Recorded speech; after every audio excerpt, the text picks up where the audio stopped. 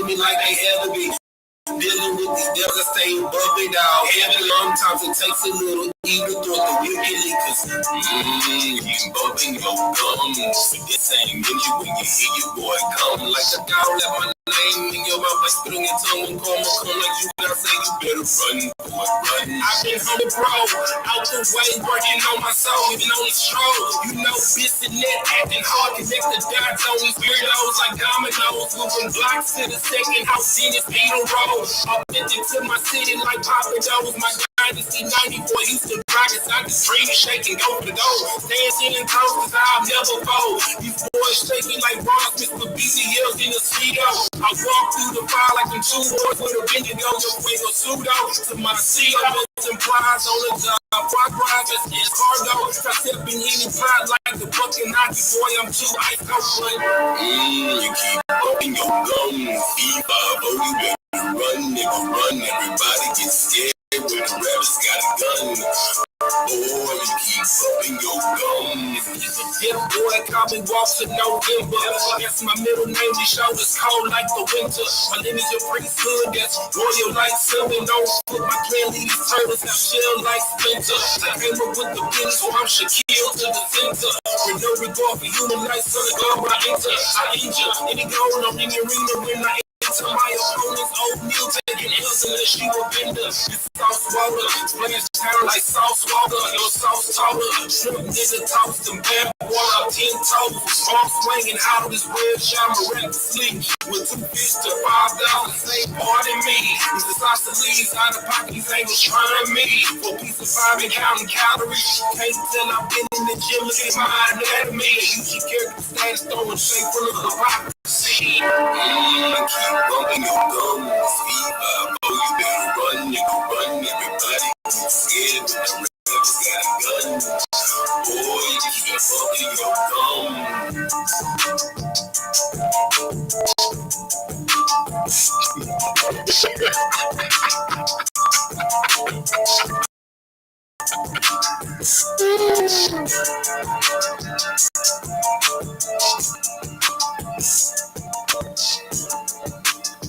All right. Clap it up. All right, it's the Israelite School of Universal Practical Knowledge. Started out at 1 West 125th Street, Harlem, New York, under commanding General YAHANNA. Hey, Swati, do me a favor. That first knob, turn it down just a little bit. It's getting a little feedback. That first knob. Check. Turn down a little bit more. Check. All right, good. All right. So, since we are out of Genesis, we're going to talk about something that's extremely important, especially right now with a couple of things going on, right? With, post the election, and how for some reason, I don't understand how politics makes Blacks, Hispanics, and Native Americans antagonize and attack Blacks, Hispanics, and Native Americans. But also, we got Hebrew Academy going on. You know what I'm saying? And something that is extremely important is understanding the fruits of the Spirit, right? Christianity will have you thinking it's, it's these falsetto type things that make you feel all wonderful and caught up in the rapture inside. But you're going to find out from what we read today, it's a hard road to get to these fruits of the Spirit, right? Before we start, does anybody have any questions, any scriptures they need broken down? Anybody been reading anything? Anything that came up in the media that they need understanding on? Yes, no, maybe so. What you got? Paul always got something. What you got, brother? Hand him the mic so I can hear him online.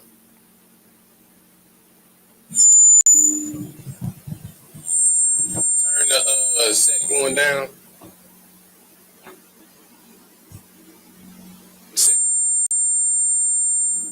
There you go. All right, go ahead, Spar.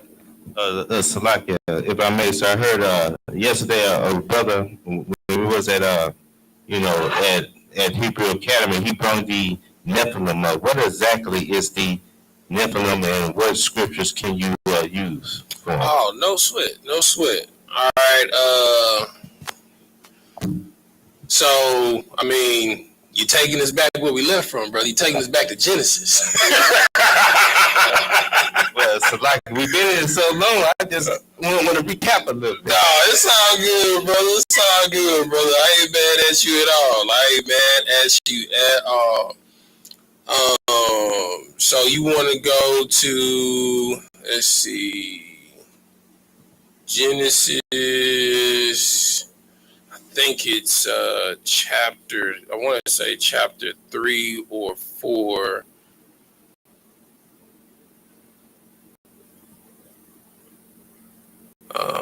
Yeah, Genesis chapter 6. All right, you can start at verse 1.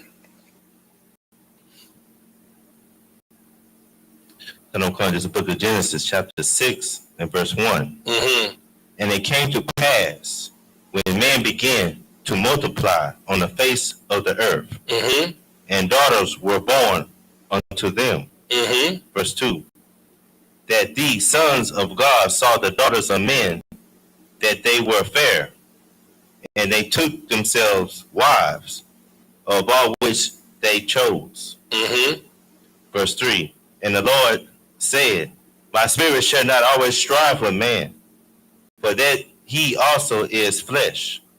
Yet his days shall be 120 years. Okay. Keep reading. Verse 4. There were giants in the earth. There were what? There were giants in the earth. There were what? There were giants in the earth. Mm-hmm. In those days, and also after that. All right, so the word Nephilim comes from that word right there. Comes from that passage right there. So if I go to the Strong's Concordance, what's that? Genesis 6 and 4, right? Let's see. Genesis chapter 6, verse 4. Hold on. King James Strong's. All right, so that word right there is from Strong's Concordance H5303, which is Nepal, right? The root word is Nepal. It's Nepal-yum, right? Which means those that fail. Because, I mean, we all know, those in Hebrew Academy, I know y'all are very familiar with the word Nepal. You know what I'm saying? So that's where the word Nephilim comes from. Nephilim is a Yiddish derivative of the Hebrew word Nepal, right? Which means to fall. That's where you get the term fallen ones, right? Because the word, that word right there is Nepal-yum, right? So now, there were giants, right? Now, when I say giants, right, you know the story of David and Goliath, right? All right, how did they describe Goliath? They described Goliath as a giant. But what? Okay, the Philistines were known as great men of old, right? So, but when they described Goliath's armor, well, let's just go to it. That's in either 1st or 2nd Samuel.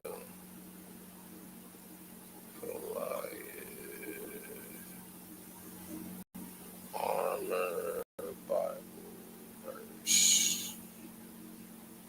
1 Samuel 17 and 5.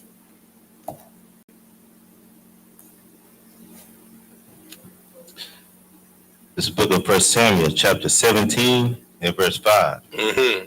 And he had an helmet of brass upon his head, Mm-hmm. and he was armed with a coat. Started verse 4. Come verse 4.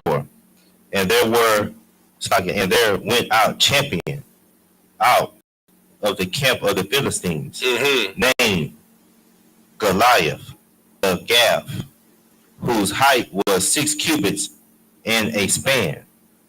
Verse 5. And he had a helmet of brass upon his head, and he was armed with a coat of mail, and weight of the coat was 5,000 shekels. It was how much? 5,000 shekels. And just so you know, 6 cubits is 9 feet 9 inches. So Goliath was 9 feet tall and 9 inches. Just want to let you know, the AIA minimum space requirement for commercial building ceiling height, floor to ceiling, is 10 feet. In this space is 10 feet. So his head was 1 foot shorter than his roof. Brother was 9 feet tall. You understand? Keep reading. And it said how what was the weight of his armor? 5,000 shekels of brass. Let's see. Let's get that calculation.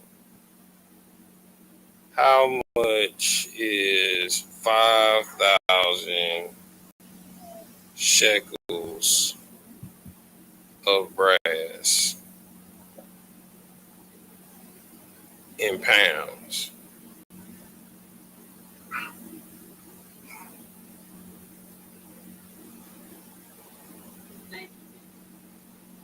No, in pounds, not in height. So a shekel of brass is 0.25 pounds. So his armor weighed 2,500 pounds. That's of 2,000, 5,000 pounds. So imagine like wearing a level 4 plate carrier like Y.A.H.N.Na got on. That weighs 2,500 pounds. I don't know too many people that can bench press 500 pounds, let alone carry and be able to move and swing, and move athletically and agile. To be in war and you have your armor on, you got to be able to move in that armor in that meal. Right. So his armor weighed 2,500 pounds. He was 9 feet tall. Keep reading. Verse 6. And he had greaves of brass upon his legs, and a target of brass between his shoulders. Verse 7. And the staff of his spear was like a weaver beam, and his spear head weighed 600 shekels of iron. Let's see how much that weighed. 600 shekels of iron weight.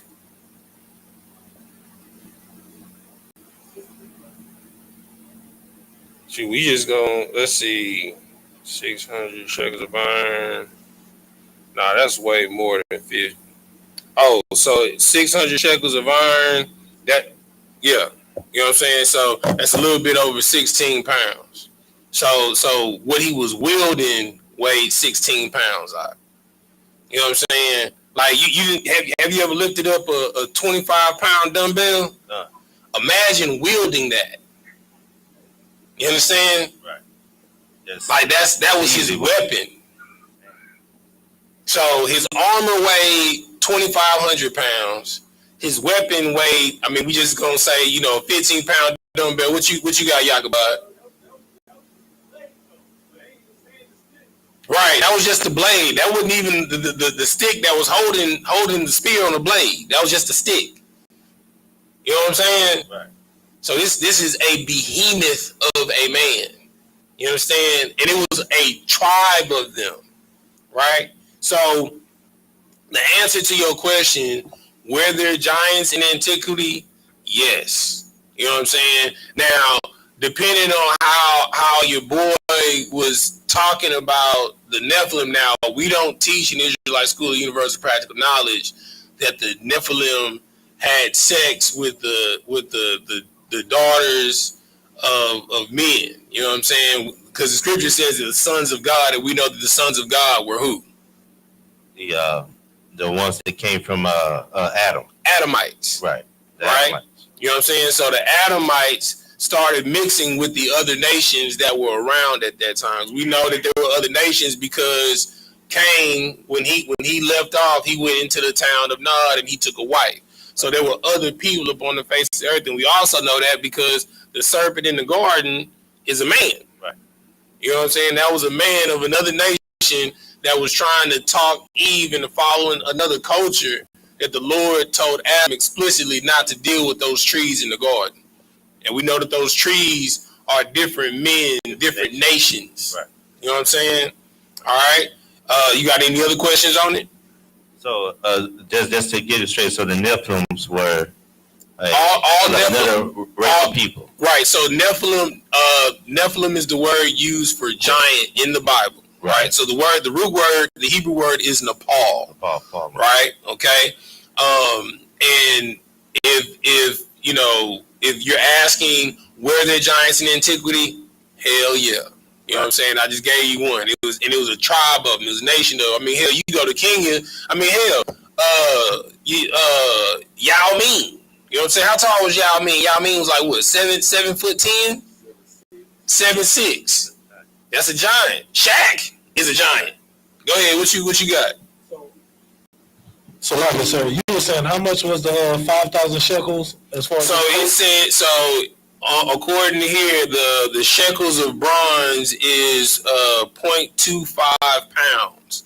So I just multiply 0.25 times 5,000. Yeah, I think that might be an incorrect measurement because based on the measurement that I found because I was like, when I started like thinking about it, I'm like, that's a little bit too, like, ain't no, even at 9 feet, he ain't gonna be able to, 1,500 pounds is just absolutely too much, right? So when I found the more realistic measurement, it was saying 82.5 kilograms, and then I converted that into pounds. That means his coat was 181 pounds. Still, which is heavy as hell. But I'm just saying it's more realistic. But it's still crazy. Like that's crazy, bro. Crazy. Like, bro, can you imagine trying to run? You know what I'm saying? With 100 and how much? 181 pounds. That was just 181 pounds. You feel me? So this brother was walking the extra 200 pounds on his body easy between his weapon, his armor, and his helmet. You know what I'm saying? And he was wielding that thing. Imagine getting hit with 15 pounds in the face. A 15-pound dumbbell in the face. Like, come on, bro. Like I'm talking about he whacking your head off with a clean super. He's splitting you down the middle like butter. You know what I'm saying? Like, bro, you getting your brains is being exposed with one blow. Straight up. Out of there. You know what I'm saying? So there were giants in antiquity, right? But depending on that person's angle, like if he was trying to talk about like the Nephilim from the standpoint of the book of Genesis, and like, they went into the daughters of men, and that's how we got the giants. No, right. You know what I'm saying? So, but yes, there were giants in antiquity. You know what I'm saying? So you got two examples, two precepts. You got Genesis chapter 6, and then you got 2 Samuel or 1 Samuel, wherever we are. Dealing with David and Goliath. What you was about to say? No, you about to say something else? And I was about to say like Nephilim, but we got the information. Can we also use that as reputation also? Oh yeah. Yeah, so and Goliath was known in the earth. The Philistines were known in the earth, and you have examples of giants now. It's a 9-foot kingdom right now. You know what I'm saying? Like, this dude is huge, bro. They praising him like he a god or something. Down in Africa right now, you can go on TikTok. He's 9 feet tall, bro. You know, I'm serious. You know what I'm saying? So there are examples of this today. You know what I'm saying? I watched a interview with a ex. What the Army's got? They got what's a Delta Force? Are they the Delta Forces? Because I know you got Navy SEALs, I think it's the Delta Force. Right. I think that's their special forces. And he had an interview dealing with some large humanoid being, you know what I'm saying, that was taking boys out with one fell swoop, and it was moving faster than anything that they've ever experienced before. And they said they've never experienced anything that tall or that large. And it was a man with red hair in Afghanistan. You know what I'm saying? So Giant's still here, brother. You know what I'm saying? You have it biblically, and then you have real world examples now. You got Yao Ming at 7'6". Shaq is how tall is Shaq? Yeah, he's 7'1". You know what I'm saying? You got the dude that I just told you about in Kenya. This dude is like he make big swole 6'3" men look like children. You know what I'm saying? So all right. So let's get to the subject matter at hand. Dealing with the what you got? What you got? Give him the mic. I needed a breakdown on Isaiah 36 and 11 through 12. Isaiah 36.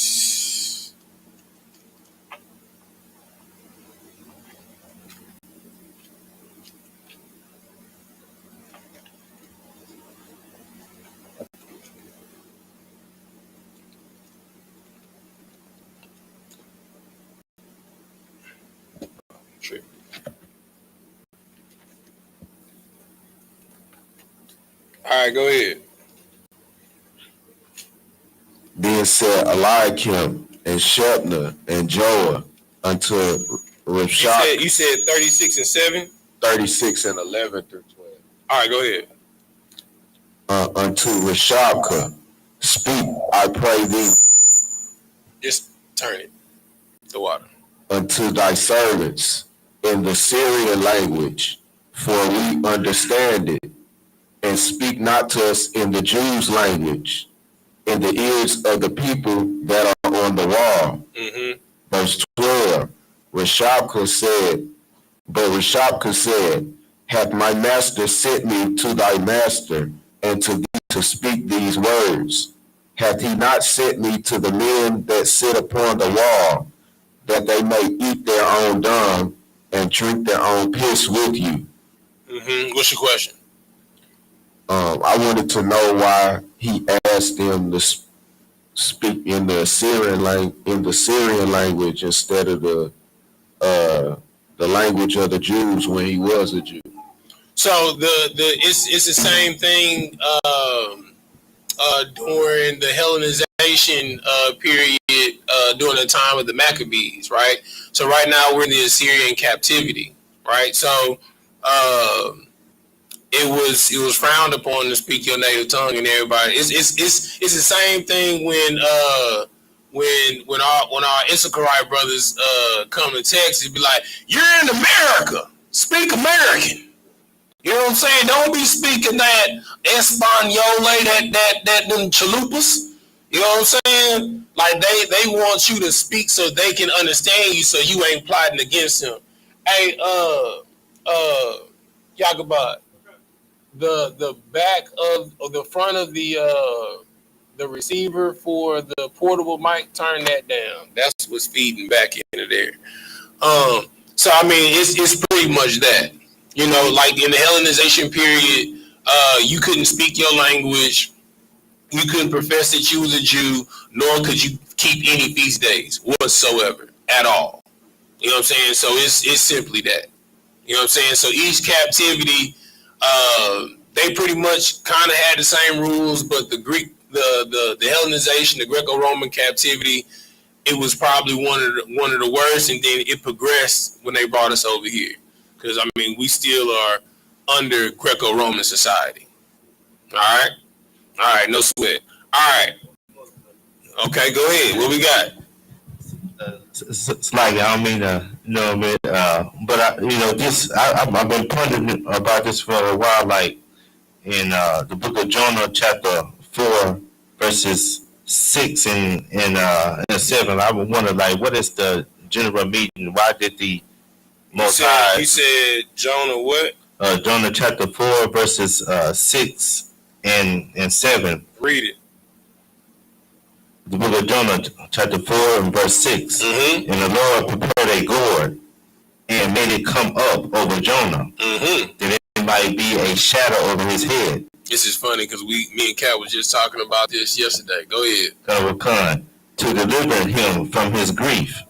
So Jonah was exceedingly glad of the gourd. Verse 7. But God prepared a worm. When the morning rose the next day, it smote the gourd and it withered. All right, so what's your question? My question is, like, you know, I've been thinking about this, like what is the meaning, like, of it? Why would he make it come up and just, you know, make it go down the next day? Like, what's the deeper meaning to it? Did you finish reading the entire chapter? All right, so what happened after the worm ate the gourd? What happened after that? What happened is the Lord spared the city. No, what happened immediately after the worm ate the gourd? What took place? Let me say it. Can I read verse 8?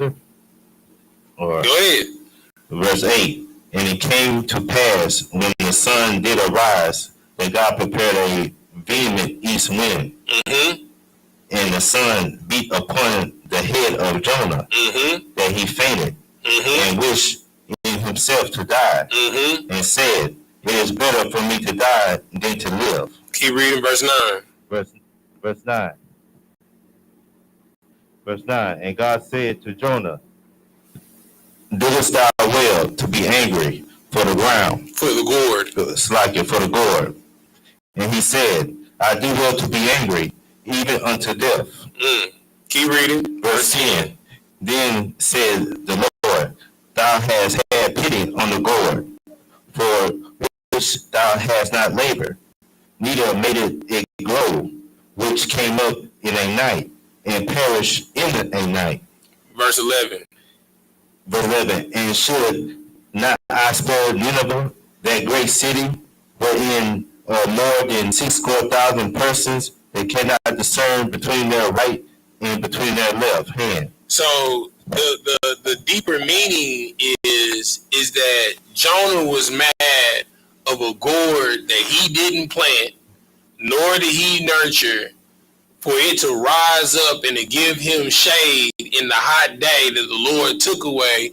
He had more compassion for that gourd than his own people. You understand? And it's the same situation today.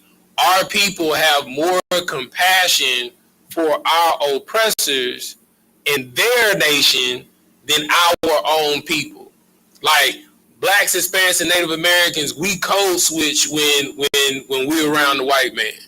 We code switch when we're around the Arabs. We code switch when we're around the Asians. You know what I'm saying?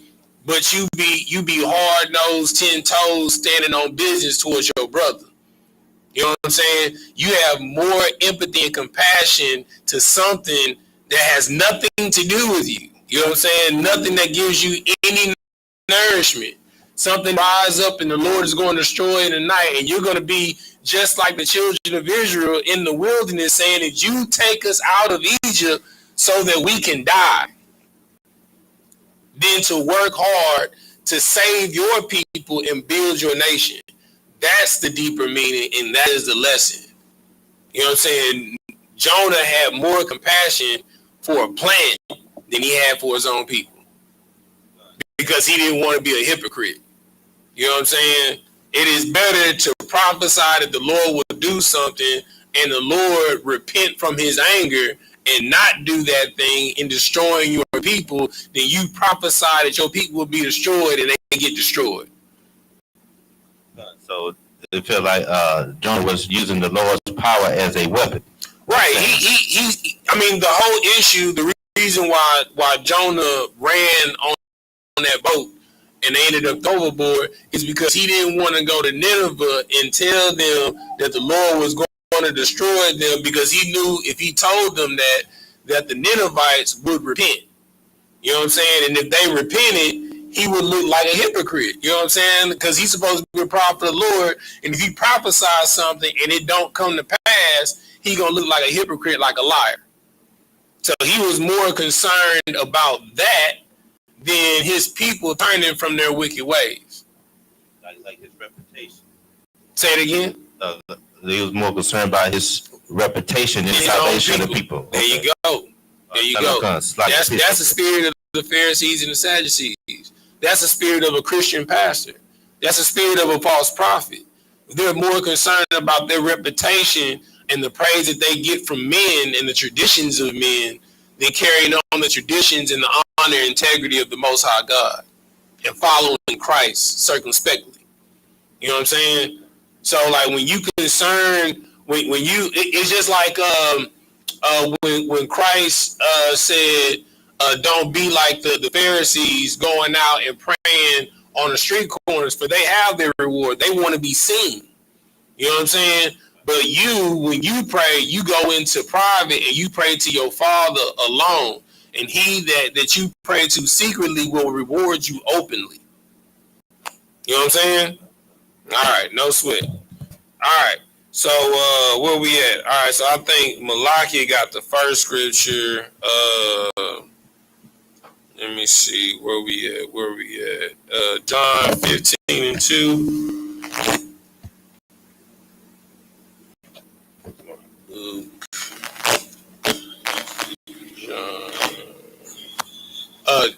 Turn that first knob down some more. The very, very first one. Like give it like a nice little turn. Let me see. Turn a little bit more. Perfect. All right. Where we at? John 15. All right, go ahead, Malachi. Check. There we go. This is the book of John, chapter 15, verse 2. Every branch in me that beareth not fruit, he taketh away. Mm-hmm. And every branch that beareth fruit, he purgeth it. He does what? Purgeth it. What does it mean to purge something? To destroy. Just a little bit. It means to what? To destroy. To purge it? Or, no, to cleanse, like, yeah. What you say, Sid? To cleanse. A little bit more. Check. All right, cool. All right. So purging is an old word for pruning, right? So like Sid says, it's cleaning. So basically, when you go out to the garden and you look at your plants and you see like the old dead leaves and stuff like that, you prune those off, right? So now let me ask you a question, right? If you're a plant, right, do you think it feels good to get pruned? You know what I'm saying? So in order for you to produce what the Lord has for you, you got to go through hard times. You understand? In order to have a spirit of the Lord, you have to go through something in order to get something. Every single time. Nothing of the Lord that is spiritual just comes from happenstance. You're not a spiritual person because you wear crystals. You know what I'm saying? You're not a spiritual person because you read tarot cards and your tarot cards tell you what to do. You're not a spiritual person because you read tea leaves and coconut shells. You're not a spiritual person because you're a palm reader, or you can do gematria, or you can read the astrological signs in the astrological bodies in the sky.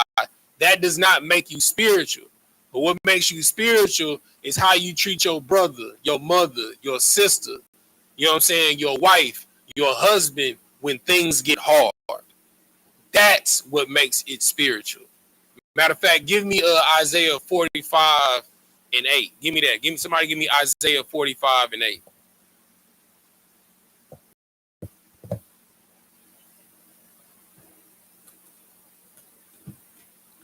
This is the book of Isaiah, chapter 45, verse 8. Mm-hmm. Drop down, ye heavens, from above, and let the skies pour down righteousness. Hold on. Is it no, I think it's 48 and 9. Let me see. Yeah, Isaiah 48 and 9. 48 and 9. This is the book of Isaiah, chapter 48, verse 9. Mm-hmm. For my name's sake will I defer mine anger, Mm-hmm. and for my praise will I refrain for thee, that I cut thee not off. Because one thing that you have to understand, we all deserve to be cut off. You know what I'm saying? If not for the things that we've done in our life, for the things that our mother and fathers did in their life, for the things that our grandparents did in their life, because we were cut off our culture. We were cut off from knowing who we were as a people. But the Lord refrained his anger from us because we all deserve to die. You understand? Like, if you smoking weed and destroying your temple, if you smoking cigarettes, you know what I'm saying, destroying your temple, you deserve to die. You know what I'm saying? If you're being a whore or a whoremonger, you deserve to die. If you're a thief, you deserve to die. You know what I'm saying? If you're a liar, you deserve to die. If you're a murderer, you deserve to die. You understand? But keep reading. Verse 10. Behold, I have refined thee, but not with silver. I have chosen thee in the furnace of affliction. You understand? This is one of my favorite scriptures because of this example, right? Does anybody know what the purpose of a furnace is? Say it one more time, sis. Not in this case. So it said that I will refine thee not like silver, but in the furnace of affliction. All right, go ahead. How do you refine silver?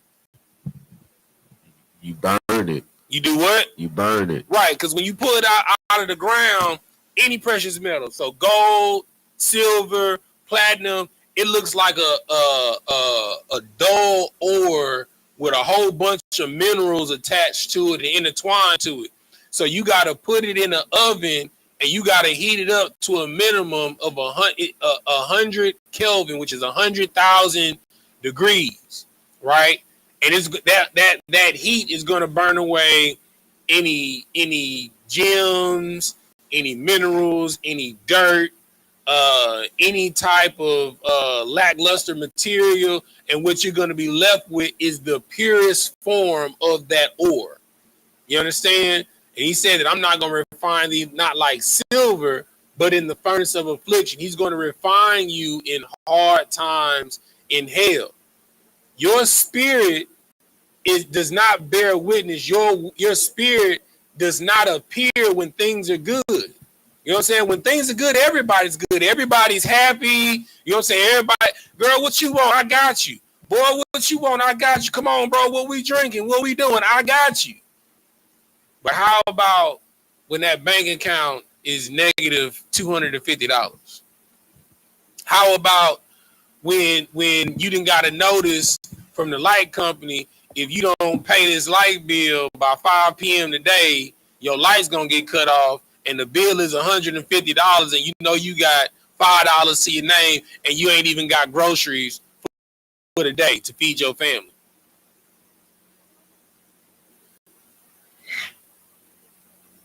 What type of spirit will you have?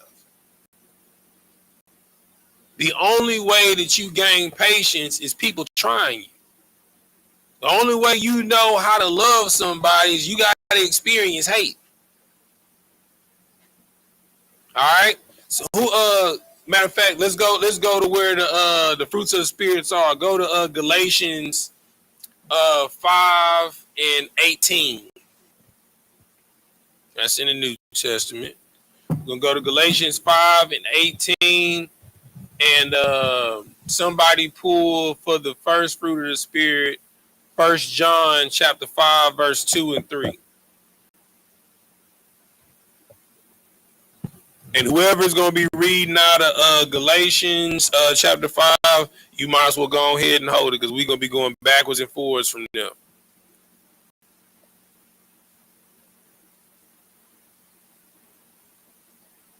When you got it, go ahead and read it. This is the book of Galatians, chapter 5, verse 18. Mm-hmm.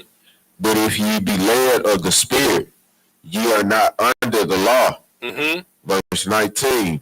Now the works of the flesh are manifest, which are these: adultery, fornication, uncleanness, lasciviousness. Verse 20. Idolatry, witchcraft, hatred, variance, emulations, wrath, strife, seditions, heresies. All right. So these are all fruits of the flesh. You understand? If you catch yourself in any types of these mindsets, you know you're not in the fruit of the spirit. You understand? If you catch yourself, you know what I'm saying, unfortunately, you know what I'm saying, wanting to commit adultery, you're not in the fruit of the spirit. That's not your husband, sis. You know what I'm saying? Brother, that's another man's wife. There are plenty of women out here for you to be worried about that one. What you got, Sapar? This one just hit me. The first verse of Galatians 5 and 18. It said, but if ye be led by the Spirit, you're not under the law. So if you moving by the Spirit, does that mean you are keeping the law, or the law is within you? All right, so let me ask you a question. What is the difference between what Christ taught and what the Pharisees and the Sadducees taught? The Pharisees taught for their own gain, and Christ taught for what the Lord actually wants, which is to bring brotherhood to the nation. The spirit of the law. The last part, yeah, the spirit of the law, right? So if Christ taught the spirit of the law, what did the Pharisees and Sadducees teach? They taught the letter of the law, right? So what is the purpose of, all right, so like prime example, sis, what's your name? Salakia? Chrissy, right? So what is the purpose of Chrissy finding out that she's an Israelite, you know what I'm saying? And, you know, let's just say, you know, I mean, like me back in the day, right? Mary Jane was my main thing, you understand? You feel me? Like I was a king chief, you understand? Like I had to have it for breakfast, lunch, and dinner. You understand? I might have one before I go to sleep. You understand? So, and I find out that I'm an Israelite, and then I'm reading, you know, that my body's a temple of the Most High God, and I'm not supposed to smoke. You know what I'm saying? I come to a brother and I'll be like, hey, brother, I found out that I'm an Israelite, man, you know, and I've been smoking and you know, and out here, you know, with all these random women, I've been selling drugs and stuff like that, but I'm gonna give all that up because I want to serve the Lord. And he's just listening to me. He's like, yeah. So you were smoking weed. That's witchcraft. You were selling drugs in the community. So now you slowly poison our people. That's murder. You know what I'm saying? And then you was out here whoremongering. So you was fornicating. Shoot. Hey, Yakubah, what you doing around 3:00? What you doing around 3:00 tomorrow? You gonna be free around 3? Okay, shoot, we gonna stone her. You know what I'm saying? You didn't get the opportunity to learn from your mistakes. Christ brought brotherhood so that you could learn from your mistakes. What is the purpose of you finding out what you was doing was wrong and you don't get the opportunity to correct it? So I mean that Christ brought context to the law. Yeah, and that's the spirit of the law. Like the original first answer that you gave, brotherhood.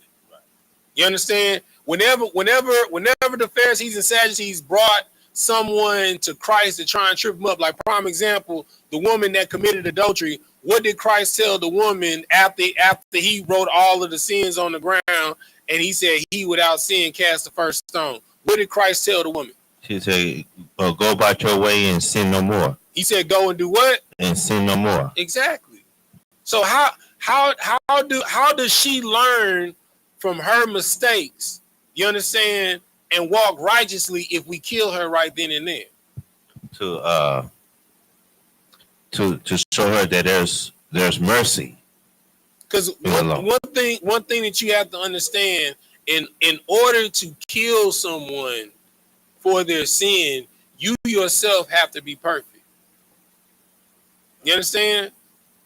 That's why, like Christians always say, you know, why you judging me? You can't nobody judge me but God. I'm not judging you, sis. I'm not judging you, brother. But what I am doing is I am correcting you. Because if we don't correct one another, we're going to stay in the same condition that we're in. The reason that blacks, Hispanics, and Native Americans are in the condition that we're in right now is because we are a generation of cowards. You're afraid to tell your sister that she need to change her clothes, cover up. You're afraid to tell your brother to pull up his pants. You understand? You're afraid to tell your partner to stop smoking weed.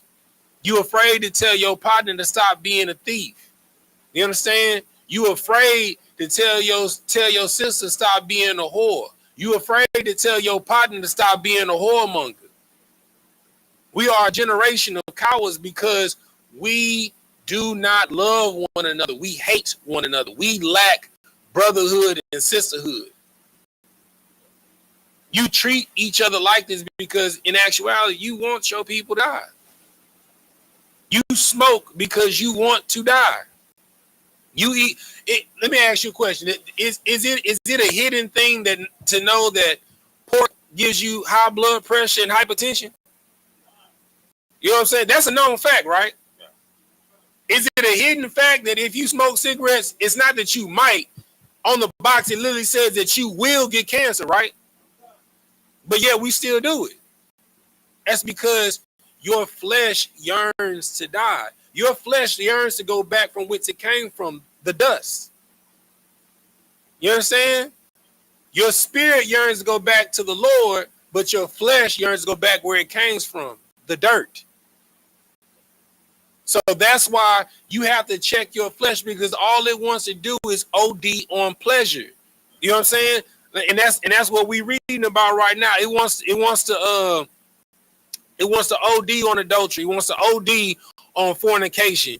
It wants to OD on lasciviousness, witchcraft, hatred. You know what I'm saying? Wrath, strife. And what's crazy is each of these things, if you indulge too much in it, what'll happen? It'll kill you. You know what I'm saying? So that brings me back to my question. So like, say it on the mic. So that brings me back to 18. So is that being led by the Spirit? Is that like when you say the Spirit is that the law, statutes, and the commandments, or is just being just led by what the Most High wants you to do? So the Spirit, understand this: the Spirit leads you to life. Right. You know what I'm saying? The Spirit leads you to life. The law leads you to death. You understand? The reason why is because the letter of the law sentences you to what? To death. To death. Okay. Right? If we went by the letter of the law, none of us would be in the truth. The moment that we came to the door and we acknowledged our genealogy and said, you know, we're based off of the prophecies. I'm from the tribe of Reuben. I'm a Reubenite. You know what I'm saying? Well, brother, you wouldn't circumcise on the 8th day. I gotta kill you. Oh, okay. So the Spirit, brother, you've been eating pork, shrimp, crab, and lobster. I gotta kill you. You know what I'm saying?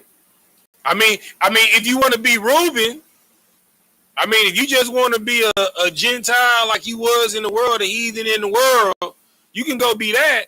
But if you saying that you're an Israelite, we can't let you in here like that. We got to kill you. By the letter. Right, by the letter. By the letter, you are sentenced to death. By the Spirit, you are given life. Right.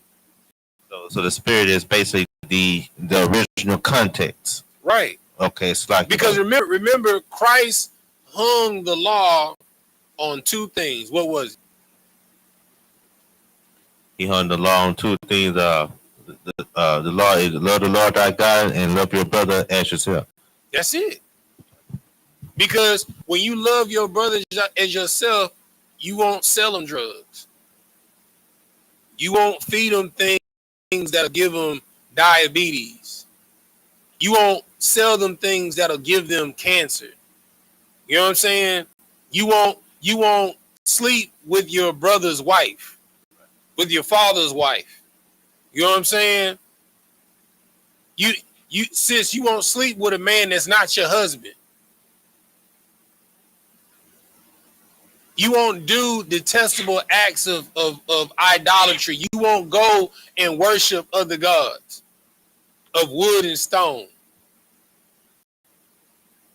Because you have the spirit of the law. You understand? Because in Jeremiah 31, under the new covenant, you'll be unto a law unto yourself. No one will have to tell you to keep the Sabbath. No one will have to tell you to keep the feast days. You know what I'm saying? Like, Sapar, do I police you to make sure that you're not eating pork, shrimp, crab, and lobster? Lie, sir. Do I police you to make sure that you come in to all the feast days? Lie, sir. Do I police you to make sure you come to Passover? Lie. So you are a law unto yourself. That means you're living you're living under the spirit of the law. Because back then the Levites was the popo. They was the police. You know what I'm saying? If they caught you slipping, they was judging you. You know what I'm saying?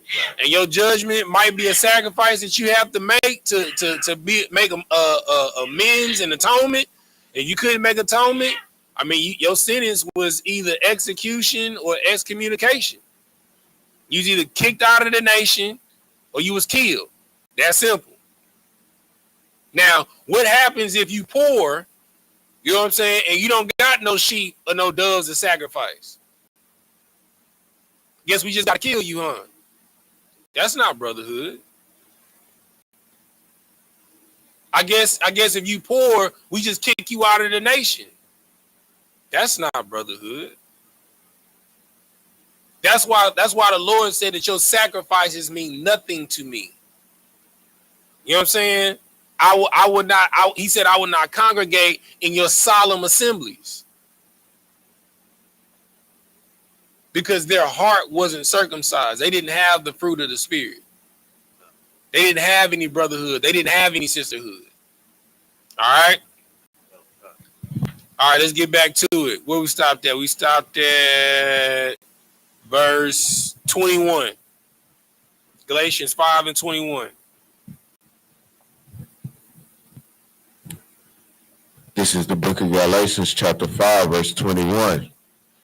Envyings, murders, drunkenness, revelings, and such like, of the which I tell you before, as I have told you in time past, that they which do such things shall not inherit the kingdom of Yahweh. Shall not what?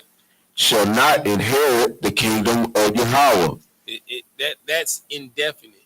You know what I'm saying? So like, if you out here thinking it's cool to knock off somebody else, old lady, you're not inheriting the kingdom of the Most High. You know what I'm saying? Like, and what's crazy is you just the spirit that is in our people right now. It is the spirit of our oppressor. Like, drill music is at an all-time high. Everything is smoking on my ops. I'm smoking on Tuka. You know what I'm saying? Like, everything's about murder, death. It was even a stint where the music was about committing suicide. You know what I'm saying? Like, Lil Uzi Vert made a song talking about all my friends are dead. Like, that's not cool, bro. Like, our people are destroyed for lack of knowledge because we're ODing on gifts that have destroyed our hearts. All right? Now, let's get to the fruits of the Spirit. Next verse. Verse 22. But the fruit of the Spirit is love. The fruit of the Spirit is what? Love. Is what? Love. Is what? Love. All right, so what is love? You said what? You said love is action? I'll accept that. What type of action? You said what? You said it's correction. All right, let's find out the biblical definition of love. All right, somebody give me what I asked for. 1 John chapter 5, verse 2. And you're gonna read the verse 3 because like this is the thing that the Christian church preaches about all the time. You gotta love your neighbor. It's about love. You gotta love everybody. You gotta love your enemies. You know what I'm saying? You gotta love your neighbor. Touch your neighbor next to you. Love on them. Neighbor. You know what I'm saying? Like I'm talking about that you get a pastor talking about love, he gonna harp on that for about 20, 30 minutes. You know what I'm saying? He gonna get to hooping and hollering. I said love. When's the last time you loved? Love your neighbor. You know what I'm saying? You feel me? But let's find out, according to the Bible, what is the true definition of love? Somebody give me 1 John chapter 5, verse 2, and you're going to read 2 and 3. Matter of fact, let me go there with you. It's like it, sir. What you got? Have you heard that pastor called like I forgot who, I don't know what pastor it was. He was like a clip. He was like, look to your left and your right, and that person next to you is a meat stretcher. No, he said the Lord is a meat stretcher. No, he said the Lord is a meat stretcher. He'll stretch your meat. Bro, when I saw that, I was like, hey, yo.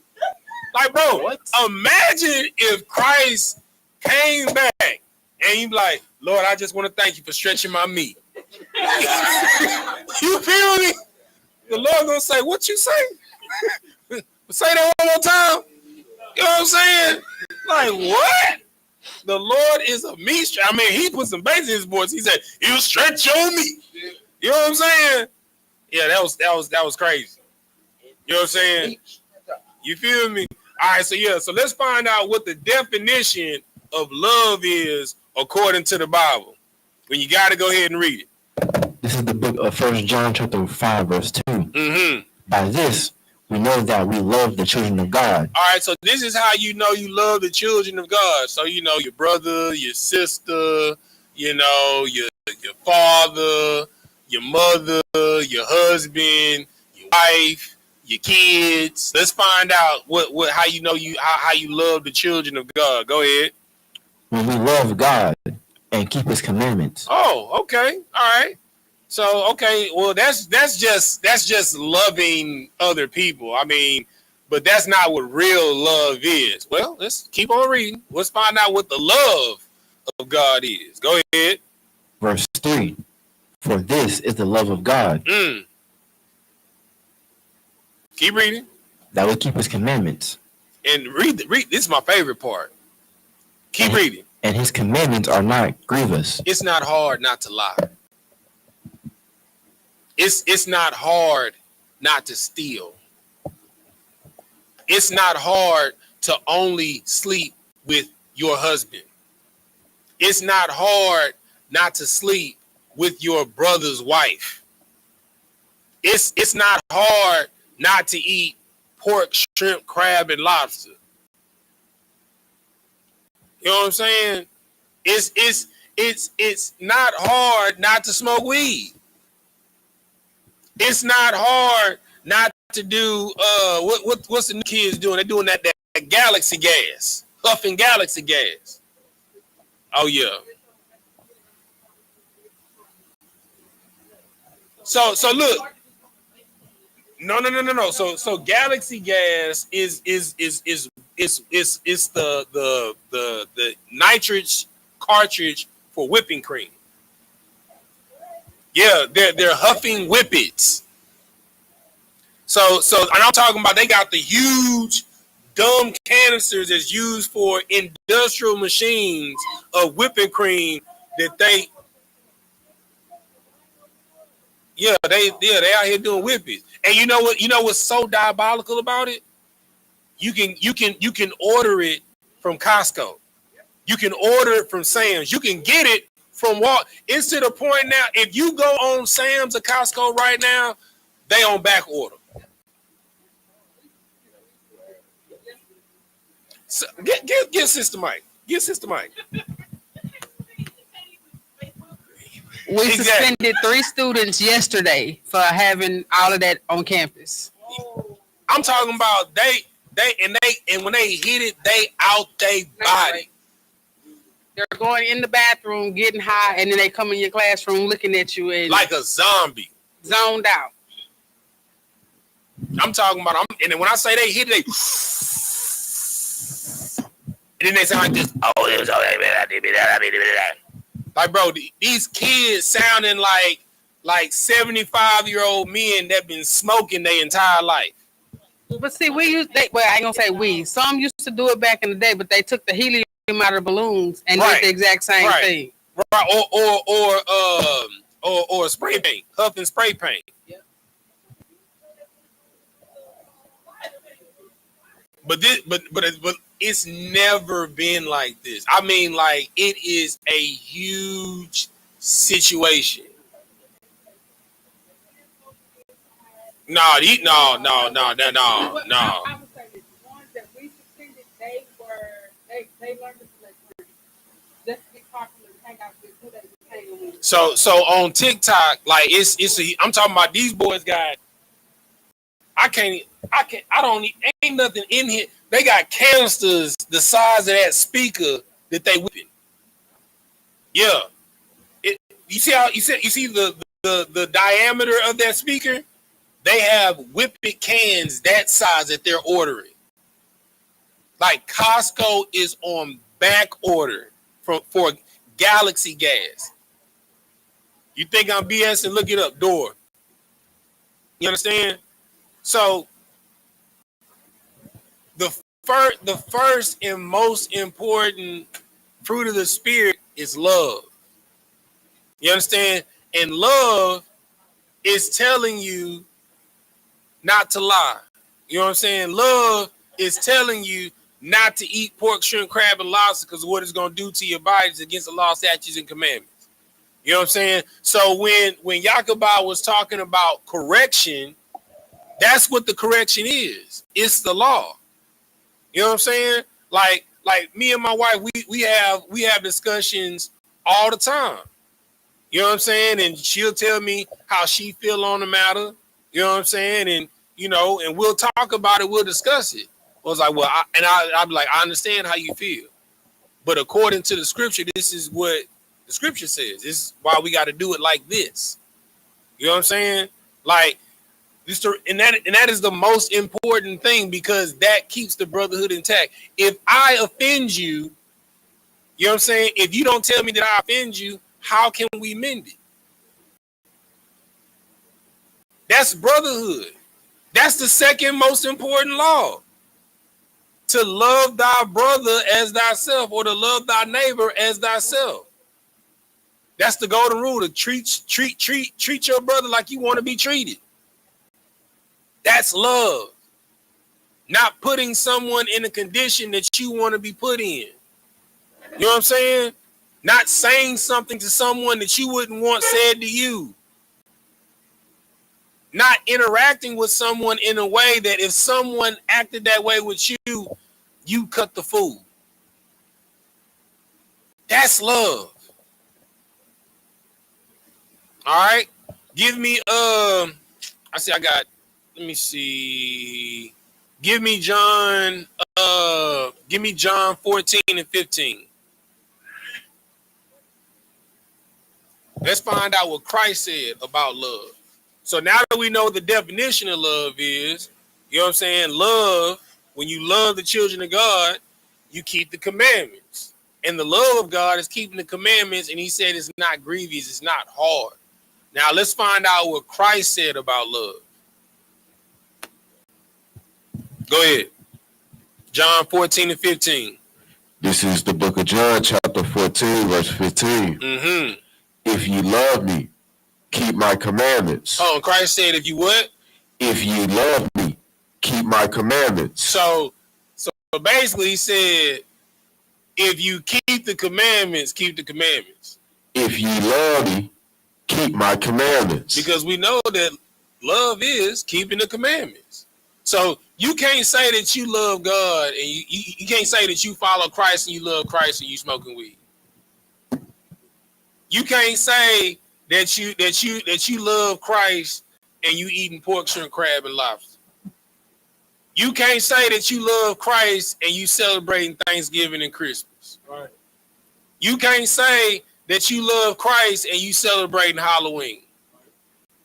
You can't say that you love God and you celebrating Independence Day and on July 4th of what was it, 1775 or 1776, you was picking cotton and coming off a slave ship. You know what I'm saying? Your people weren't independent. We're not independent now. You are a slave. Right. Blacks, Hispanics, and Native Americans, we are the only people in the world that don't speak our own tongue. You speak the tongue of your oppressor. That's called being a POW, prisoner of war. You don't have your own land. Your land is occupied. We'll be like, no, the Mexicans, they got their own land. The Hondurans and the Venezuelans got their own land. Really?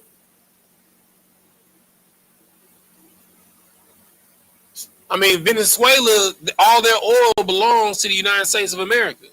How's it their land? They speak Spanish. They're not Spaniards. They're not from Spain. People in Brazil, they speak Portuguese. They're not from Portugal. They speak the language of their oppressor. All right. I'm gonna give you let's see. Give me 2 John 1 and 6, and then we're gonna go to the next fruit of the spirit. Give me 2 John 1 and 6. Oh, yeah, go to that one, and I got one more.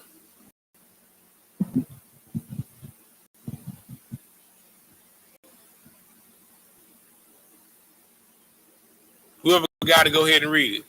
This is the book of 2 John, chapter 1, verse 6. And this is love, that we walk after his commandments. This is the commandment, that as you have heard from the beginning, you should walk in it. You understand? So that's plain and simple. So now you got 3 scriptures, you understand, that tell you what love is. And now the one that I'm about to give you is the gut puncher. Give me 1 John 4 and 20. This is how you find out if someone is a hypocrite. You know what I'm saying? Somebody, you find a Christian and say, oh, I love God, I love Jesus. You know what I'm saying? Go ahead, read it. This is the book of 1 John, chapter 4, verse 20. Mm-hmm. If a man say, I love Yahweh, and hated his brother, he is a liar. He is a what? He is a liar. He is a what? He is a liar. Keep reading. For he that loveth not his brother, whom he hath seen, how can he love Yahweh, whom he hath not seen? How can you say you love the Most High in Christ, who you ain't never seen? He ain't never came to a recital. He ain't never came to a football game. He ain't never came to a cheerleading camp. You know what I'm saying? He ain't never came to a graduation. Right. You know what I'm saying? But you hate your brother, your mother, your father, right, your sister, your husband, your wife, whom you see every day. You are a liar, man. And Christ is not in you. Like, the hardest thing for Blacks, Hispanics, and Native Americans to do is to forgive. But yet you want compassion from everybody else in the world. You want empathy. You want everybody to understand what you're going through. But when it's your turn to have compassion, you 10 toes hard nose on somebody. Go ahead, brother. Give him the mic. So, Locke, sir, what's so heavy about what you just brought out as far as the missing like the football game or the the volleyball game or whatever. It's like let your father miss 1 or 2 games and you hate them. Bro. But you ain't never seen Christ, ain't never been to a game, you know what I mean? Ain't never, but you claim that you love the Lord. Hold on, but peep this. I bet you ain't missing no meal though. Right. I bet you ain't miss no cable. Mm-mm. You know what I'm saying? I bet you ain't miss no lights. Right. You know what I'm saying? I bet you ain't never missed no water. Mm. You know what I'm saying? I bet you ain't never missed a bed, a soft bed to sleep on. Right. But in order for you to have those things, your parents had to sleep on the floor before you got here. That's right.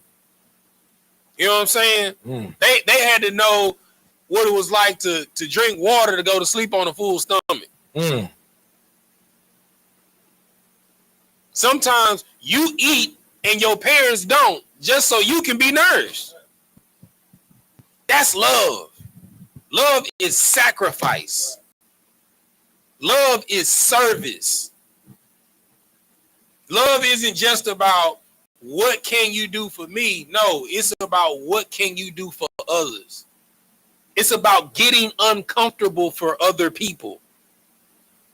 Go ahead, support.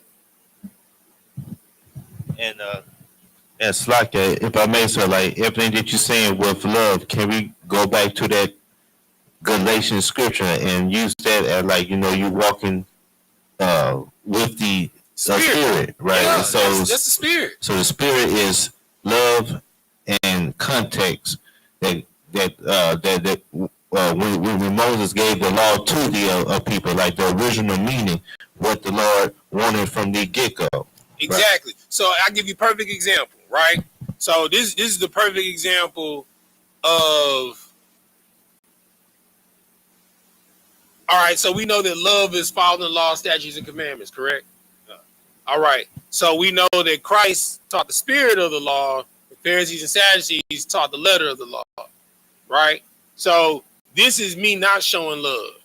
Oh, brother, dang, you went to the restaurant and you ain't checked to see what the ingredients was or what you was eating. I told you not to go to that Moab restaurant. They put some dog in your food. Nah, I got the cue. You know what I'm saying? Versus, you know what I'm saying? You come to me and tell me that or whatever. I got mercy upon you. Hey, man, you didn't know. From now on, be more conscientious of what you putting in your body. Don't just go and trust. You know what I'm saying? You go to the grocery store. Oh man, these gummies look good. You know what I'm saying? These gummies look great. You know what I'm saying? But you don't go read what the gelatin is being used in them. You know what I'm saying? You get these fruit roll-ups. Man, they taste great. But you don't look at the gelatin that they use inside of them. You know what I'm saying? Go ahead, Yakubad. Shoot, not only just protein bars, the protein powders. Everything. Brother, they got pork in breath mints. Like when I came into the truth, I had to stop eating my favorite breath mints, Altoids. Those are my favorite breath mints. How you put pork in breath mints? Go ahead, brother. So like how is pork is just a vital ingredient in everything. In breath mints. I mean, like, brother, dang. I mean, they put pork in everything, brother. You be surprised. Go ahead, nephew. I'm glad you brought that up. How do they put pork in Rice Krispies? That's what I'm saying. The gelatin. How do you put pork in marshmallows? Gelatin. You know what I'm saying? They rather use pork gelatin than beef gelatin. You know what I'm saying? Like, brother, it is so diabolical, brother. Like I'm talking about, it was a lot of things when I came into the truth. I realized I couldn't eat no more. You know what I'm saying? I was a beast on the Little Debbie snacks, man. You know what I'm saying? It's a bunch of them that I can't eat. That Star Crunch that everybody used to love back in the day, guess what? They got pork in it. For real? Oh yeah, they got pork in it, brother. Yeah. Yeah. Yeah. The moon pies that everybody used to love got pork in them. Got marshmallows. You know what I'm saying? One of my favorite cereals back in the day, Lucky Charms. Couldn't eat them no more. Got marshmallows. You know what I'm saying? They got pork and cereal, brother. Pork. It's crazy. Breakfast is supposed to be the most important meal of the day. Let me give you your daily dosage of death. Here you go. You know what I'm saying? Take 2 deaths and call me in the morning. You feel me?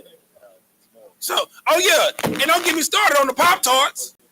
Bro, well, not all of them, but the ones that I liked. Yep. You know what I'm saying? Everybody's favorite ones, they got pork in them.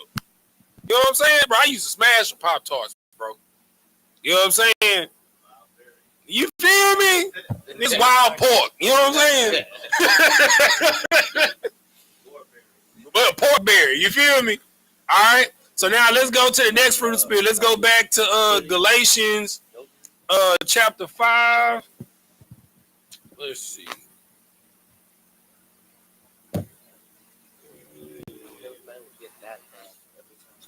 Let's see what verse.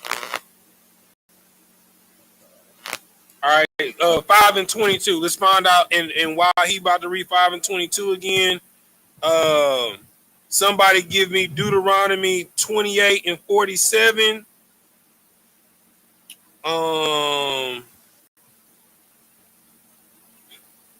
Somebody give me Deuteronomy 12 and 7. And then somebody give me Nehemiah 9 and 35.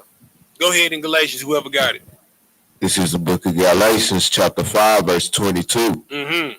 But the fruit of the Spirit is love, joy. All right, so now that we know what love is, let's find out what biblical joy is. All right, so we know that love is keeping the law, statutes, and commandments, right? Let's find out what joy is. All right, whoever got Deuteronomy 28 and 47, let me go there with you.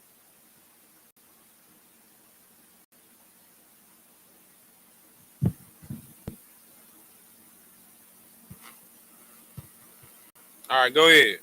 Whoever got it. This is the book of Deuteronomy, chapter 28, verse 47. Mm-hmm. Because thou servest not the Lord thy God with joyfulness.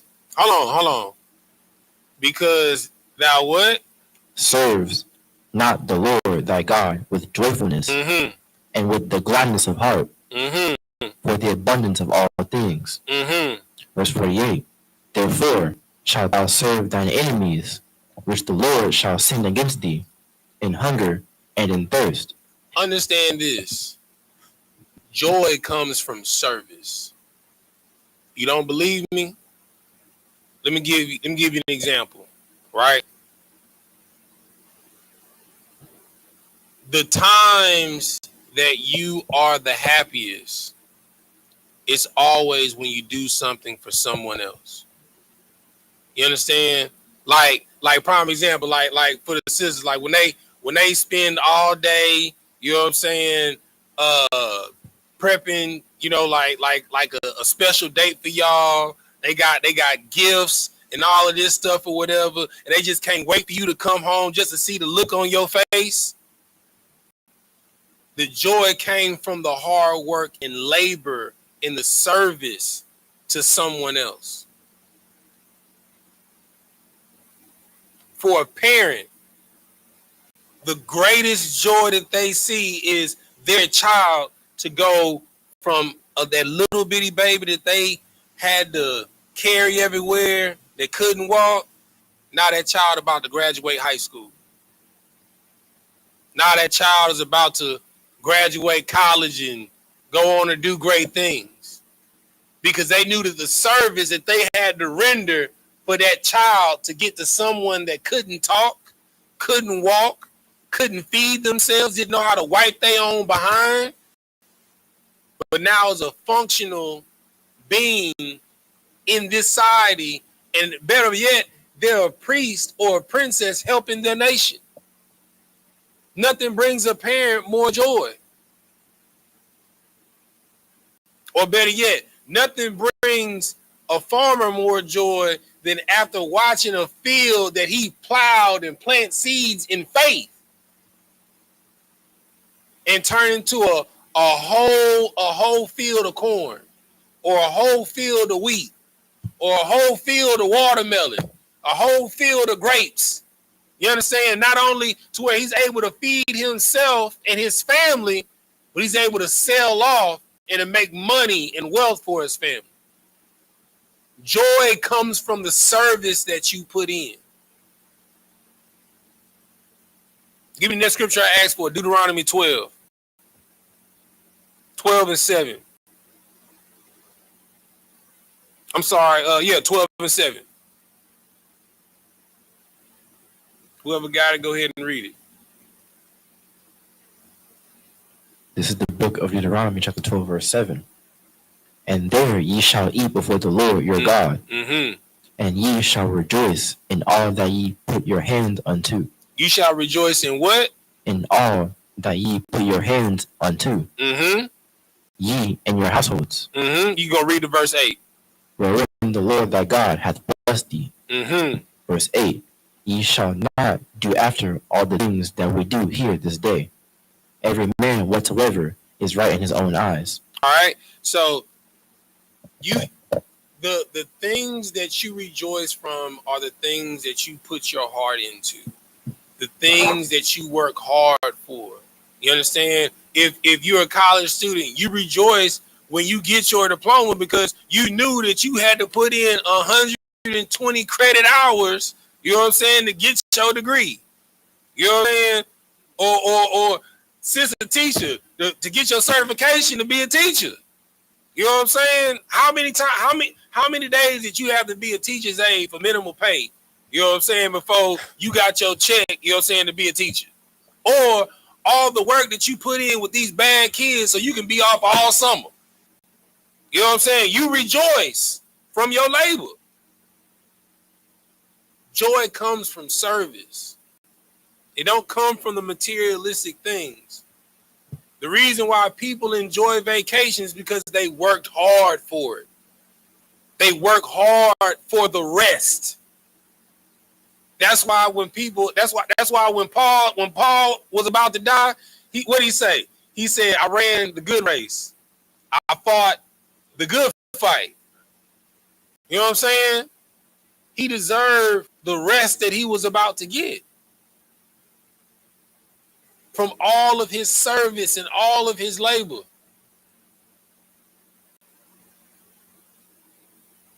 When Christ comes and we go into the kingdom, before you even get to the kingdom, the thing that's going to give you joy is when Christ says, well done, my good and faithful servant. That's where the joy comes from. Service. The joy doesn't come from the gift. The joy doesn't come from the receipt. The joy comes from those people that's in the back of the house working and cooking. It's a whole lot of work that went into that meal that you're eating tonight. It's a whole lot of work that went in, and a whole lot of service that went into putting food in that refrigerator so you can have a snack to eat whenever you want. A whole lot of service went into so you can have them lights.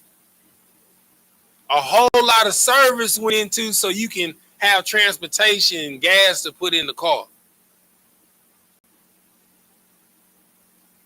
This is why the Lord said that you ought to be thankful over the small things. Because those small things that you have are blessings, so you should rejoice over them. Because the Lord is blessing you with those things because of your service. That's why in the Bible it says, in everything rejoice. And be glad in it. Just because you got a studio apartment, rejoice. Hell, you got money for bus fare, rejoice.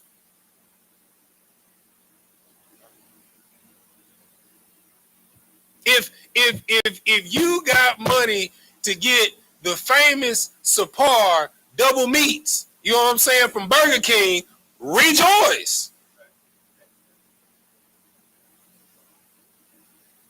Because it'd be a shame you do all of this work and all of this labor and you have nothing to show for it. So when you get something for what you've done, doesn't matter how small it is, rejoice. If you get a certificate for your work, a piece of paper, rejoice. It means you've been recognized for your work, for your service. Thank you for your service. You know, when people in the military, you know, when they walk around with their military uniform, what does everybody else say? Thank you for your service. Because they know how hard it is that you work.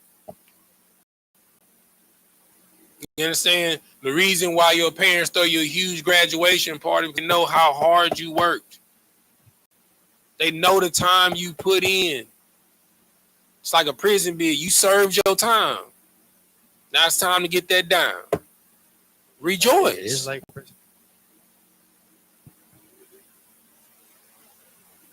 the joy comes in service. All right. Somebody who holding Nehemiah for me. Nehemiah 9:35. And go there with you. Nehemiah 9:35. Whoever got to go ahead and read it. And I'm going to the book of Nehemiah, chapter 9 and verse 35. Mm-hmm. For they have not served thee in their kingdom. Hold on, say that one more time. For they have not served thee in their kingdom. Mm-hmm. And in thy great goodness that thou gavest them. Mm-hmm. And in the large and fat land which thou gavest before them. Mm-hmm. Neither turn they from their wicked works. Mm-hmm. Verse 36. Behold, we are servants this day. Say it one more time, brother. Behold, we are servants this day. Mm-hmm. And for the land that thou gavest unto our forefathers, mm-hmm. to eat the fruit thereof, mm-hmm. and the good thereof. Mm-hmm. Behold, we are servants in it. Say it again. Behold, we are servants in it. Say it again. Behold, we are servants in it. Mm-hmm. Verse 37. And it yieldeth much increase. Say that one more time. It yieldeth much increase. Now imagine you planted one seed for, let's say, a tomato plant, but somehow 4 plants just popped up out of the earth. You planted one seed, but somehow you got 4 plants that popped up out of the earth. So now you got more than you bargained for. For what the one seed that you had faith to plant, you got much increase for that. That's something to rejoice for. But the first thing that you got to understand, you got to have the faith to serve. You have to have the faith to know, because you planting this seed somewhere, your blessing might not come from that place. You don't treat people righteously because you expect something in return from them. You serve people because you know your Father in heaven will reward you for it. You serve people because you know if you were in that position, you would want someone to serve you. If your car didn't start, you would want somebody to take the time to pull over and to give you a jump. So that's why you do it. That's why you serve. If somebody asks for $1 so they can go get them some food, you be like, hey, brother, don't worry about it. I got you. Let's go. What you want to eat? Forget them double meats, man. Let's go get some steaks. You know what I'm saying? Let's go to the taco truck. You know what I'm saying? Let's go to Wingstop. You just gonna get you a burger. You want a meal from them? Because if you was hungry, you would want somebody to show the same compassion to you. In order to have joy, you got to show love. Love is about sacrifice. Joy is about service. Service is a what? Sacrifice. So in order to have joy, you got to have love. And love is what? Brotherhood, sisterhood. And in order to do that, you have to serve. Brotherhood and sisterhood is not when it's convenient. All right. All right, let's go back to Galatians 22. Let's get the next. Oh, man. The next two is a doozy. And when he reads that, somebody give me, somebody hold Psalms 37:37. Somebody hold Psalm 72 and 7. And then somebody hold Proverbs 3 and 13. All right, let's get to the next fruit of the Spirit. Peace. It's what? Peace. It's peace, right? You know, I mean, you young folks, y'all don't understand the value of peace, but adults do. You know what I'm saying? Like to come home and nobody be home, brother. Listen to me. That's an unsurpassing joy. You know what I'm saying? To come home and to be able to be alone with your thoughts, just me, myself, and I. You know what I'm saying? You feel me? Peace is a very valuable thing. All right. So let's find out biblically what peace is. Whoever got Psalms 37 and 7, let me go there with you. Let's find out what peace is. All right, whoever got to go ahead and read it. This is the book of Psalm chapter 37, verse 7. Rest in the Lord and wait patiently for him. Fret not thyself because of him who prospereth in his way. That you in Psalms 37 and 7? I'm sorry, 37 and 37, Slakia. Drop down. Verse 37. Mm-hmm. Mark the perfect man, and behold the upright, for the end of that man is peace. Hold on, read that one more time. Mark the perfect man, and behold the upright, for the end of that man is peace. So in order to have peace, you got to be perfect and you got to be upright. See, when you're perfect and you're walking righteously, you don't got to worry about somebody murdering you. You don't have to worry about looking over your shoulder or somebody trying to get you. You understand? You don't have to worry about somebody lying to you, because if they lie to you, the Lord said, "Vengeance is mine." When you walk righteously and you're walking perfectly with the law, statutes, and commandments, you don't have anything to fear, because in the Israelite school of universal practical knowledge, who do we fear? The Father we fear. So if you fear God, what's a man? What's a man to a God? You understand what I'm saying? Nothing. You have nothing to fear. You don't have to worry about bills getting paid, because they're going to get paid. If you get let go from a job, guess what? That wasn't the only job that you didn't got let go from. That wasn't the last job that was made. Hell, 9 times out of 10, the Lord let you get fired, because if you didn't, you wouldn't go to what he got for you. A lot of times, the positions that a lot of us in that are better is because we got fired from a job.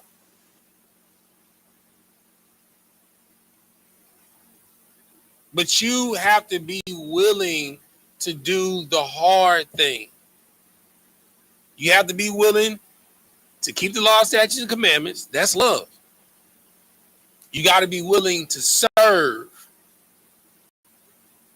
That's joy. And if you do that consistently, guess what you're going to get? Peace. One thing I know, that Big Mama that had they called the candy lady on the block, that had the cool cups You know what I'm saying? And gave all the kids and fed all the kids and let all the kids come to their house. Guess what you couldn't do to that woman on that block? You couldn't disrespect her. Because that woman served all those kids in that community. And guess what? Those kids grew up to be what? Men and women. If they caught you disrespecting that woman, you had hell to pay. So you got peace in the hood because you served the people. So you don't have anything to fear. The reason why the reason why I.S.U.P.K can move the way we move in every barrio, every hood, every project, you understand, every shanty town is because we service the community. And we do it consistently. And we're perfect in doing it. We have had the Bread of Life program here in the school, I am proud to say, for 5 years. Shout out to my sister Ali Ashiba, you know what I'm saying? They set that up for us at Walmart. You know what I'm saying? We have been a faithful partner with Walmart, feeding our brothers and our sisters in the community for 5 years. It's to the point now they look for us. Families depend on us. Y'all gonna be back next week? It's to the point now that Walmart, they not just giving us food. Hell, they giving us supplies. They giving us bikes. You know what I'm saying? Hey, man, we got this refrigerator. We got this microwave that's a return. Y'all want that too? We getting appliances. Like, we getting so much stuff that we don't got room enough to receive it. Ain't that what the scripture say? You know, that's a scripture that all the pastors like to preach, you know, in Malachi.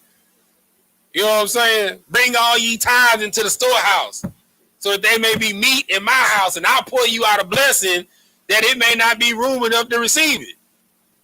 Well, brother, we live that. This is the real story. You see that over there? That was donated. We get so many, like, we just got that yesterday. We got a double stroller for somebody that got, if y'all know anybody that need a stroller that got twins. We got a double stroller in here. Please take it. You know what I'm saying? Like, we got to put ads out on Facebook to give this stuff away. And everything that we give away, it's in good quality. Hell, Yagaba got one of the baddest bikes in the UPK. I was jealous when he was like, man, I want a bike. He's like, Salaki, sir. I call dibs. I was like, damn. And it's a bad bike, brother. Them wheels on that thing, something serious. You know what I'm saying? But that's what happens when you're perfect and you're upright in the community. You have peace because you serve, because you have love in your heart. All right, give me the next scripture I asked for in Psalms. What was it? It was Psalm 72 and 7. Go there with you. This is the book of Psalms, chapter 72 and verse 7. Mm-hmm. In his days shall the righteous flourish. Oh, say the who shall flourish? In his days shall the righteous flourish. So the first thing that most people don't understand, they think when you come into the truth and you choose to serve God, that everything just gonna be hunky dory. You gonna be blessed. You know what I'm saying? But like it says in Psalms 1, that you'll be planted like a tree by the rivers of the water to bring forth your fruit in its due season. So this scripture says, in that day, the righteous shall flourish. You understand? If you're going through hard times right now, it's okay. Keep being righteous. Stay consistent. Keep showing love. Keep being a servant. Be perfect in that. Your time is coming. It may not be right now, but I guarantee you Your time is coming. Keep reading. Gonna come in abundance of peace, so long as the moon endures. You understand? But you gotta be righteous. And you gotta be consistent in righteousness.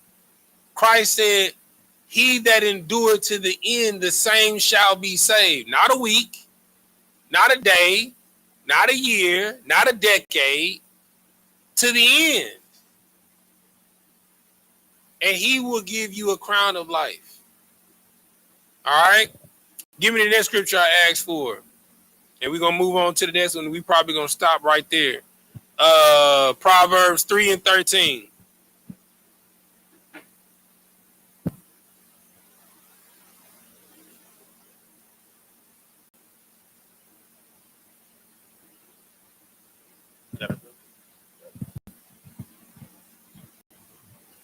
This is the book of Proverbs, chapter 3, verse 13. Mm-hmm.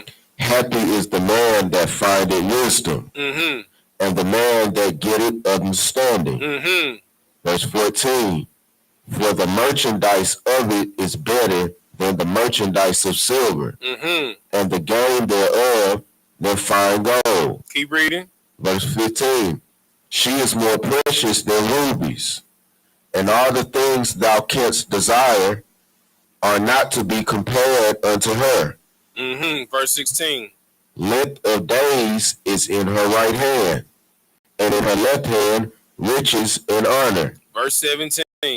Her ways are ways of pleasantness, and all her paths are peace. All her paths are what? Are peace. You understand? So you gotta have wisdom. You understand? And wisdom is keeping the laws, statutes, and commandments. And you gotta be consistent in doing it to have peace. And the way that you are to be consistent is by being of service. All right? And we're gonna do one more. What time is it? It's 9:04. All right, let's do this. Let's do this last one, and then we'll do the last 1, 2, 3, 4, 5 fruits of the spirit next week. So let's go back to Galatians 5 and 22. And while we go in there, somebody give me 2 Timothy 4 and 1, Isaiah. Well, I already did Isaiah 48 and 9. That's the furnace of affliction. Somebody give me Deuteronomy 4 and 20. And then somebody give me Jeremiah 11 and 4. All right. Go ahead and read the next fruit of the spirit in Galatians 5 and 22. Long suffering. It's what? Long suffering. See, that's the one that most people have problems with. You know what I'm saying? One of the hardest fruits of the spirit is long suffering. You understand? Now, can anybody tell me what long suffering, the actual word is of today that everybody asks for but don't really know what they're asking for? Go ahead, brother. Patience. Get that brother a hand. Everybody, listen. Let me tell y'all something. Y'all new people coming to the truth. Look, a good prayer to ask for is wisdom. You know what I'm saying? A good prayer to ask for is peace. You know what I'm saying? But let me tell you something you want to be careful asking for is patience. Because, brother, sister, what you asking for is to get tried. You understand? You asking to become honorary at a young age. And if you don't know what honorary means, that's an old biblical term for gray haired. You understand? Long suffering is a thing that everyone needs, but don't nobody want. Somebody give me the first scripture I asked for. What was it? 2 Timothy 4 and 1.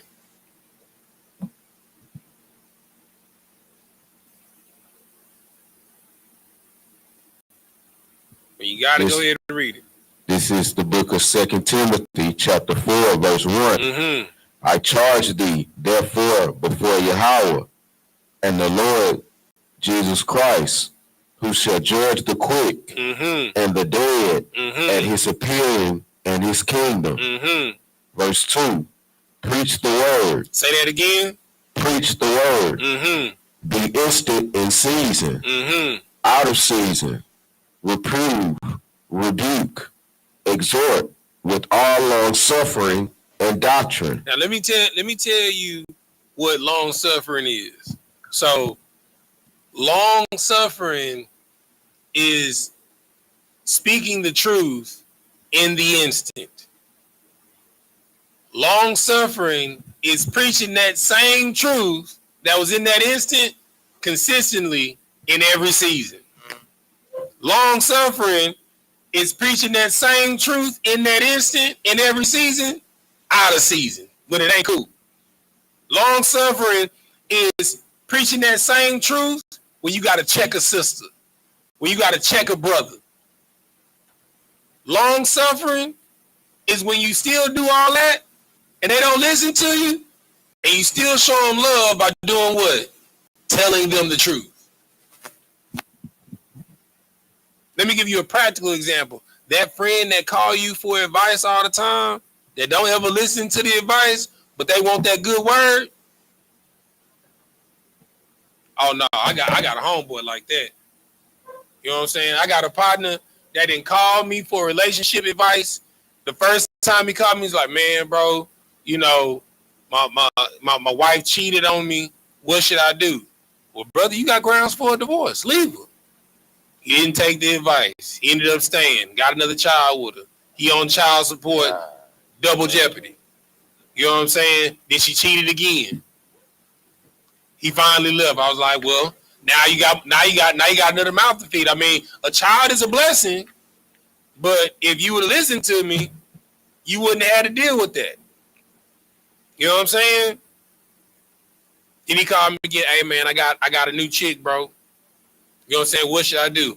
I think you should court her. I think you should get to know her. You know what I'm saying? Man, bro, but I love her. I was like, how can you love her, bro? You don't know her. Well, man, I think I'm going to move her down here from St. Louis. Why would you do that? You don't know her. Each time I talked to him, he did the very opposite thing that I done told him to do. And each time he called me when he got a headache, that's called long suffering. Christ is patient with you until your last breath. We've all heard that voice that says, don't do that. Don't go there. Don't hang out with him. Stay home tonight. Don't do that. He's lying. She's not telling the truth. She's not faithful. She's cheating on you. We've all heard that voice, but we've ignored it.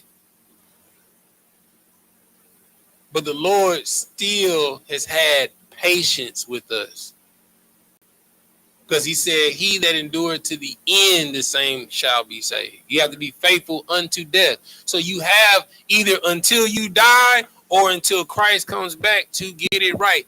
That's the type of patience that Christ has. So guess what you have to have? The same long suffering for your brothers and for your sisters. All right? Give me the next scripture I asked for. Give me Deuteronomy 4:20. This is the book of Deuteronomy, chapter 4, verse 20. Mm-hmm.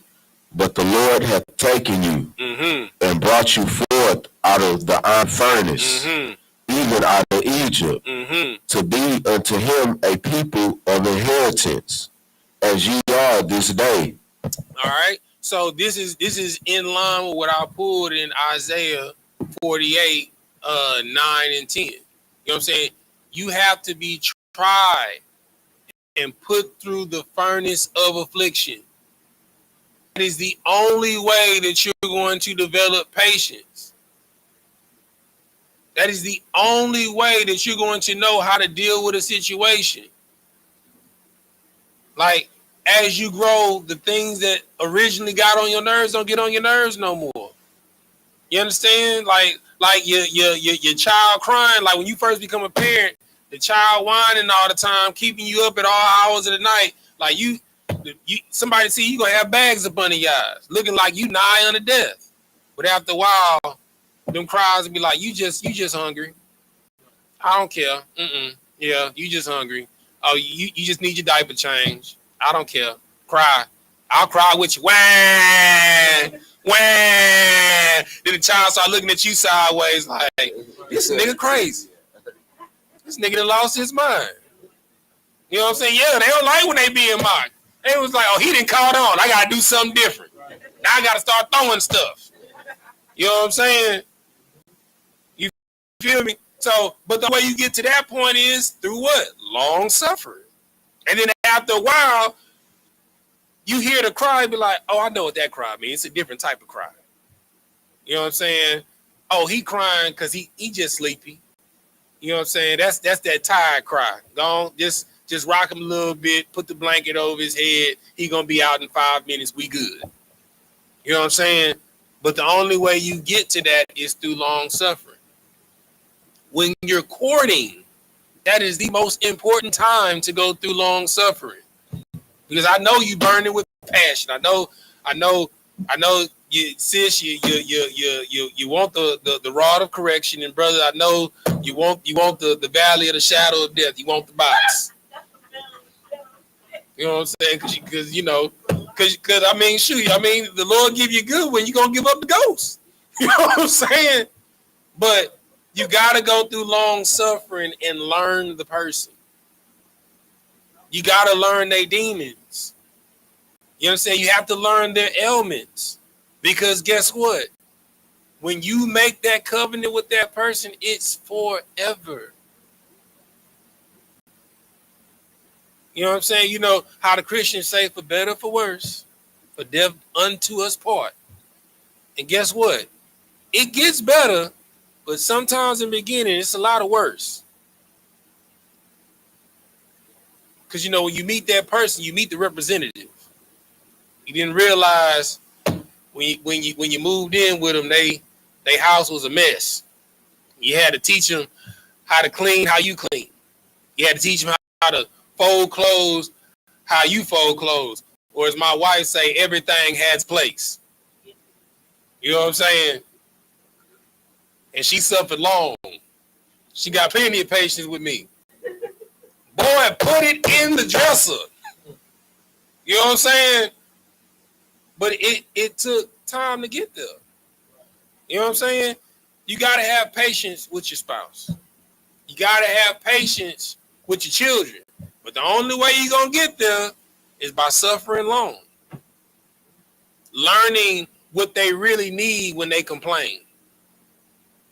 You know, they yell at you about the dishes. The argument is never about the dishes, brother. I just want you to let you know. It's never about the dishes. You know what I'm saying? When they explode on you about the clothes not being folded, it's never about the clothes not being folded. You know what I'm saying? No, it ain't. What happened? What happened today? Let's talk about it.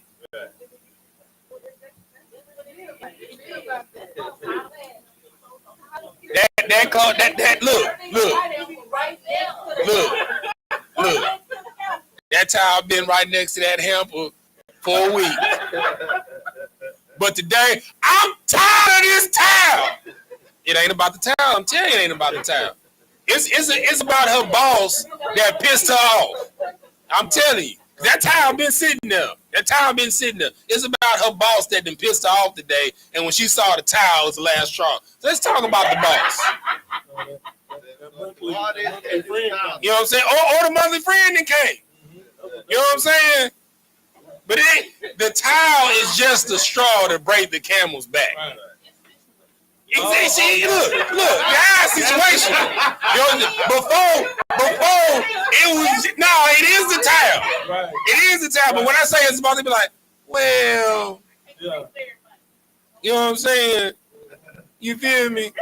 Or they family they got on their nerves. You know what I'm saying? Or they just want to be in the corner in the dark today. You know what I'm saying? Oh yeah. Oh yeah. Oh yeah. I come in, I feel like I'm in a vampire lair. And it's a candle in the corner, and all the way you know it's there is when the light flicker, you see it flash off a face. And, oh, you sitting in the corner today. You know what I'm saying? But you gotta suffer long. You know what I'm saying? And then you know what I'm saying? Like you have to learn what the issue is. You have to learn that 9 times out of 10, the issue don't got nothing to do with you, so you can't internalize it. You know what I'm saying? Sometimes, you know, when your spouse or your child, when they having issues, they just want to vent about it. They don't want solutions. But you being a parent, or you being a husband, or you being a wife, you want to solve the problem for the person, and the person doesn't want you to do that. Right. But you have to suffer what they're going through so that you can have peace. Right. Because look, my wife will tell you right now, I asked 3 questions. I asked 3 questions. Are you okay? Right. I'm good. Are we okay? We straight. After that, I got one last question. Are you hungry? Okay, I'm gonna go ahead and fix this food. Here you go. I'm gone. I'm gonna go in the back room. I'm gonna go work out. You know what I'm saying? And I ain't gonna think about it because it's not my problem. Right. It's your problem. And when you want to talk about it, we'll talk about it. But I'm not going to internalize. I'm not going to make an assumption. I asked you, are you okay? You said you good. Next question I asked you, are we okay? You said we good. Because I came to you and you alone. So I'm going to suffer it with you. I'm going to let you wallow in your BS. And when you want to talk about it, we'll talk about it. But I'm not going to internalize it. I'm going to suffer along with you, but I'm not going to internalize it. Guess what? So I can have peace. But you get that wisdom as you grow. You know, at first, you want to solve all problems. You know what I'm saying? Who talked to you crazy at work? I got to come up there? You know what I'm saying? You know, her homegirl talking to her crazy. You know what I'm saying? Her family going, you want to solve, you want to beat up the cousin, the uncle. You know what I'm saying? You want to slap his sister. You know what I'm saying? His aunties. You know what I'm saying? You want to do everything and solve every problem, but you can't. Some problems are for them to learn and for them to grow. And if you deny them that growth, you're going to block your blessing in the long run, because that's a lesson that they have to learn. If they're not financially responsible, they have to learn that lesson so you can have peace.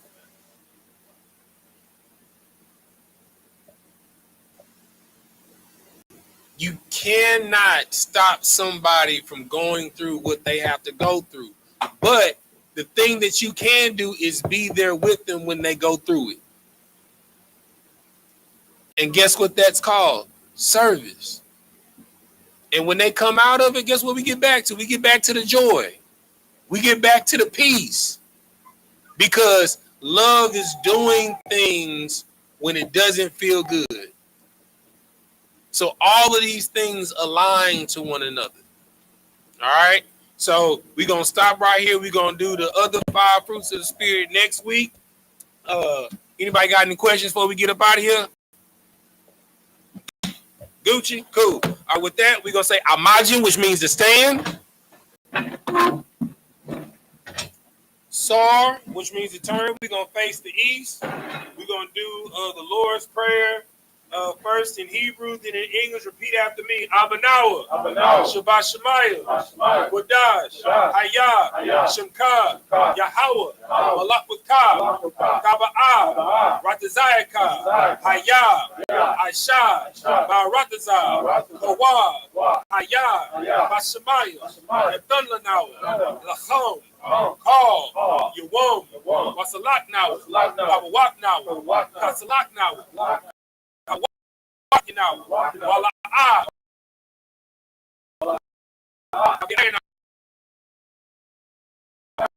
Manasaya